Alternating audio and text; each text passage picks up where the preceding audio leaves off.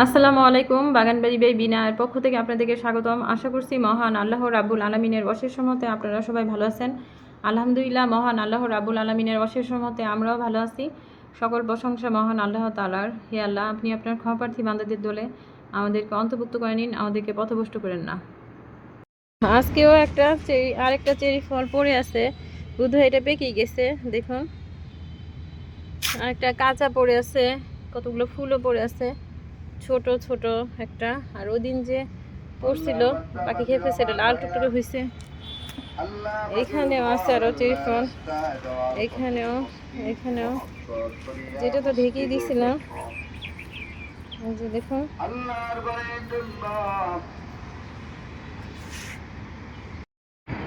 কিছু চেরি ফল বড় হয়েছে, আজকে পেরে নেই, তা না হলে পড়ে যায়।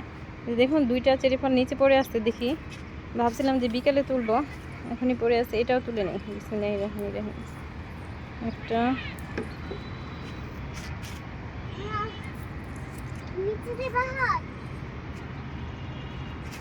এখানে একটা, এটা তুলে নেই, তাহলে সকালে এসে দেখবো যে নিচে পড়ে আছে।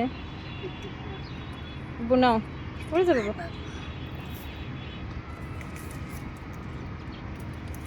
এগুলো বড় হয় না আব্বু, এগুলি চলবে।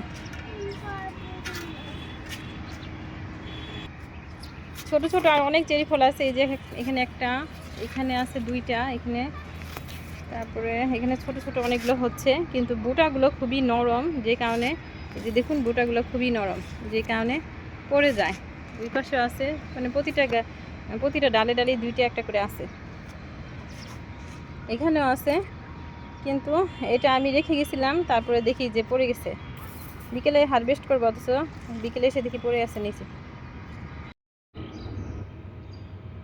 চেরি ফুলগুলো গাছ থেকে পড়ে যাওয়ার পর আর কিছু পাড়ার পর একদিন ঘরে রেখে দিছিলাম, তাই দেখুন কত সুন্দর কালার হয়েছে। মাশাআল্লাহ, আলহামদুলিল্লাহ, দেখেই মন ভরে যায়।